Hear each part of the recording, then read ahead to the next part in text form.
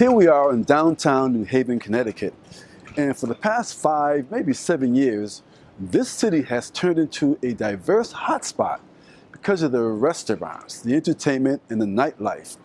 And much of that has been fueled by the creative passion of Veronica Saurett, the manager of wine and spirits at Brescome, Barton. Hello, Ethnic Online viewers. My name is Leonard Webb, publisher and founder of Ethnic Online, New England's magazine for ethnic professionals. And welcome to this segment of 5 in 5, where we ask 5 questions in 5 minutes to some of New England's movers and shakers. And here we are at the Elm City Social. And this is one of many of the clients that Veronica Saurett serves in the city of New Haven and the state of Connecticut. Let's go inside and see what Veronica's up to. So here we are upstairs at the Elm City Social Club at the Tiki Bar. And say hello to Veronica Saurett. How are you, Veronica? How are you? Good, nice to have you. good. Thank you for having me. Of course, I want the world to know who you are and what you do. So can we get started with these 5 in 5s? Absolutely. Is that okay? Go ahead.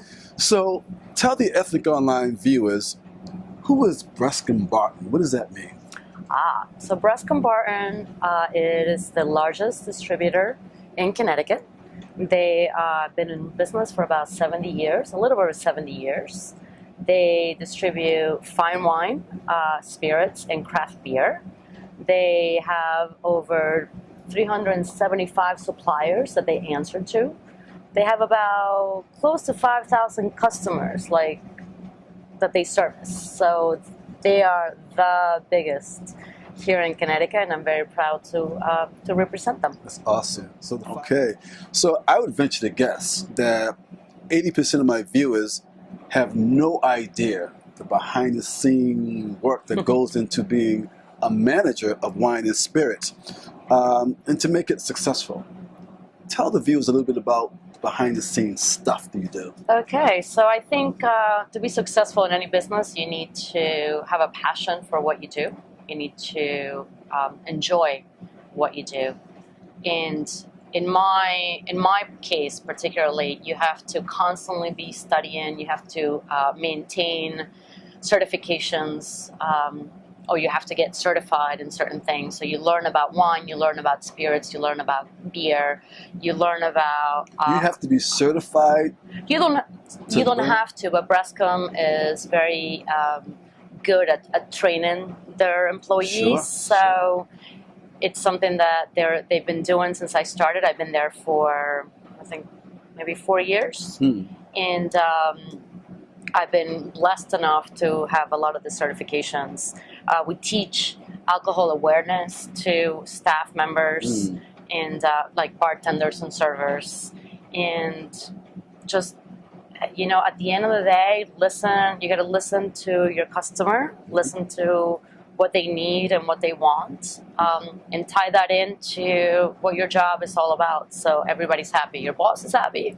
And your customer's happy. There you go. And that's awesome, because I think a lot of viewers, including myself, had no idea the work involved. I mean, it's more than just dropping off wine and liquor. Oh, totally. It's the whole process of understanding and teaching. And so talk to me briefly, Veronica, about the region you cover and the types of clients you serve. So the way the Brescome Barton is assigned, there's 9 zones within the state of Connecticut, and each zone has a zone manager and an account development manager, which is what I am.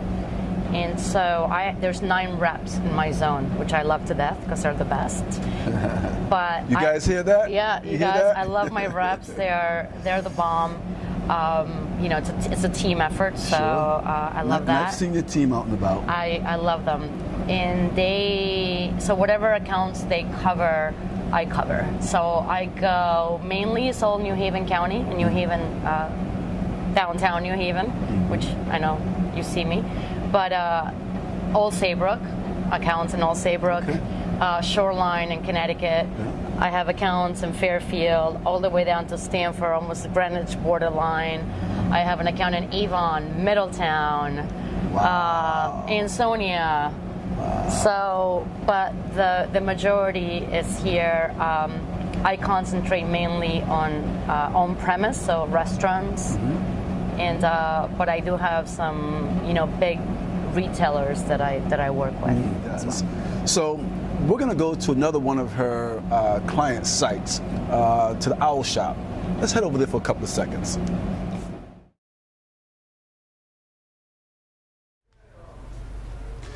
So here we are at the Owl Shop, and the Owl Shop is probably Veronica and I's one of our favorite places to kind of hang out, right? And it's also one of her clients. So here we are at the Owl Shop, just relaxing a little bit. So Veronica, I've never seen a person other than me who's as passionate and who enjoys their work. But you tend to rival me a little bit when it comes to that passion. So help me to understand, your passion behind the work that you do and why you do it. So used to work for a pharmaceutical company who shut down the productions, and I was forced to find a different job, so I did insurance. And I was visiting my mother one day in Philadelphia, and we were at a wine shop. She wanted a special wine. She's like, pick something special. And I was so picky. And I gave the owner of that poor store such a hard time that she said to me, why aren't you not in the wine business? And that was on a Sunday.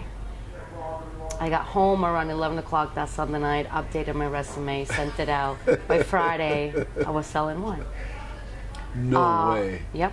And I joke, because wine had always been a hobby of mine. I did wine tastings for my friends. I did wine tastings for people that I barely knew. I'm like, I don't bleed, I wine. Okay. Come to find out many, many years later that a distant cousin of my father actually has a vineyard in California, and nobody in my family knew that. It just happened to be the same last name, and I came across it, and I researched him, and I contacted him. So I was like, okay, it's in the blood.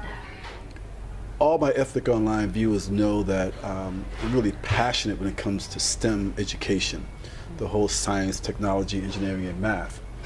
Maybe sometime down the road we'll do another piece on Veronica with this whole STEM thing, because again, I'm very passionate about that. And just to see, an ethnic female, involved in STEM, it's so rare. It's just so rare. So the fact that you were there, it's pretty cool. It's pretty cool. You. So we have a bonus question. It's normally 5 questions, but we've got a bonus question for Veronica, but we're not going to ask it here. We have one more of her client sites we're going to visit, and that's where the last question will be. Join us. All right, Veronica, so here we are at another one of your clients. Yep. And where are we? Where is this place? This is the Wine Thief downtown. Okay. So the Wine Thief has 2 locations. One is in Whitney Avenue, and this is our second location. Okay. So here's a 1922 Madeira. I believe you were not born yet. Ha, ha, ha, ha. For a very hefty price, but this is something totally worth it. Very unique. This is one of the things that the Wine Thief is known for. So was that really made in 1922? That was really made in 1922. Wasn't that Prohibition? Yes. Okay. They were still making things. Wine Thief. Okay. Well, and that's from Portugal.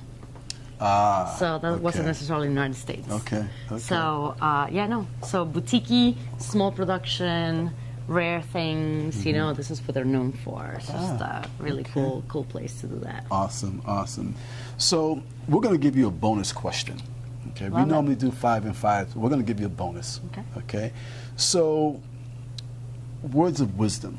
So my readers now know that you have a STEM background. So what advice, what words of wisdom would you give the folks who are interested in STEM or kids, and also the wine and spirits industry?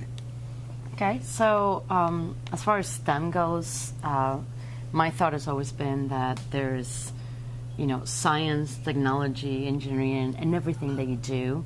So whether you look at a chair and how it's made, a box and how it's made, your cell phone. I have a 3-year-old, so nowadays it's like, I try to go through she picks up a little piece of something, and I'm like, well, that's an, you know, isosceles triangle. You're having this conversation I'm with having her? this conversation with my 3-year-old. That's awesome. You know, I'm like, this is an isosceles triangle, you know, or this is, you know, a regular rectangle or a hexagon. Or so having all these conversations very early on and recognizing everything that surrounds you, that it involves not only technology but science and engineering and, you know, mathematics. And I was always a big physics person, so you know, from the moment you pick something up and then it drops, like just understanding everything behind it. Absolutely. So, and I like that you're talking to your daughter. Oh yeah. Early, kind of making it a part of her, which is so important. That's awesome. Like we talk about cubes, we talk about shapes. It's just trying to introduce things into the world, you know, of a child that doesn't know. But as she gets older, all that will make sense. Absolutely. You know. That's awesome. Veronica, thank you so much. You're very, this very has welcome. Been informative, very educational. I'm sure my readers are gonna walk away just inspired. So thank you so much. You're very welcome. Thank you for having me. Absolutely. Absolutely. And thank you folks so much for joining us for this segment of 5 and 5, and I will see you next month. Take care.